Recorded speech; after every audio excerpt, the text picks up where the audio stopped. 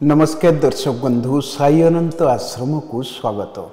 ना औषध ना डाक्तर किडनी स्टोन को चुटकी रे गायब करदेव यही सबुज पत्र केमिति खाइबे जानतु। भारतर प्राचीन चिकित्सा प्रणाली आयुर्वेदर भंडार रे एपरि अनेक मूल्यवान औषधि अच्छी जहाँ बहुत स्वास्थ्यकर। यही औषधि साहाय्य रे अनेक बड़ बड़ स्वास्थ्य समस्या को अति सहजरे दूर करा जाय परिबो।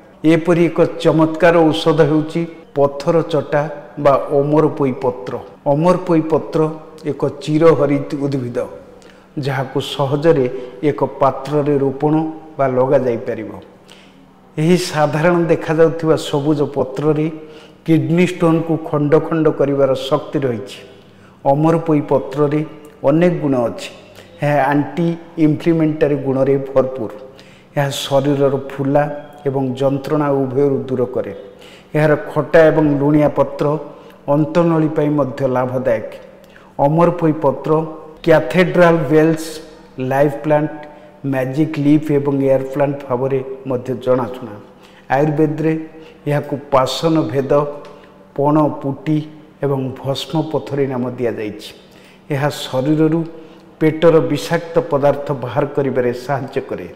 यह सहित यह अनेक रोग को दूर करिबारे मध्य सक्षम। स्टोन पई रामबाण चिकित्सा।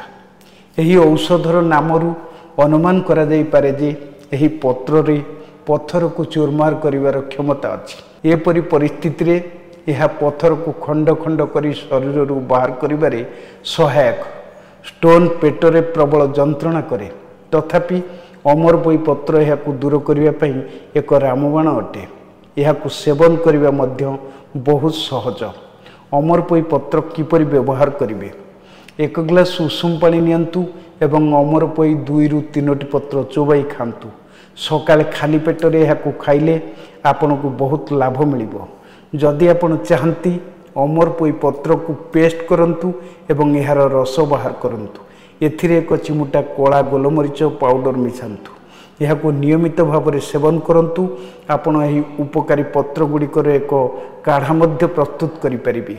एथिपई प्राय अध लिटर पानी रे 15 ରୁ 20ଟି अमरपोई पत्र फुटांतु। पानी अधा हो गले यह को सेवन करंतु। यही पानी को दिन को 2 थर सेवन करंतु। आपण एथिरे एक चिमुटा लुण मध्य मिसाई पारिबे। धन्यवाद। तमे पुओ को नहीं कि बाबा पाख आसला परे आपनकर कोन परिवर्तन हेछि। पुओर जो गोड़ हाथ फाटुतला तार भी कोन परिवर्तन हेछि। हां मो एमिति जने सांग पिलांग जो सुनी कि आपन पाख आसी किंतु आसिला परे मो पुओ दीर्घ 7 वर्ष हला जो कष्टटा भोगुथिला मोर हृदबोध होछि से 7 दिन रे गला भलिया लागिला। तेन करी बहुत सॉल्व हो जाइछि।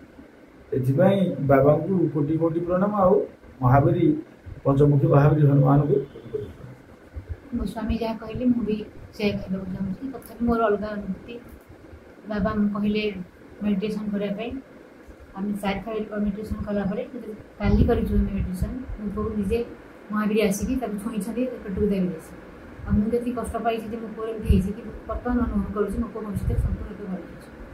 अच्छा वो एडी आसिले परे मोर जति माने कष्ट थिला म आगुरु जमा चाली पाउ नथली। एडी जति सप्ताह भीतर आसिलेनी माने मते एते भल लागछि। म तो चालियो छु बुलियो छु खेलियो सब भल लागछि। आगु म किछ करे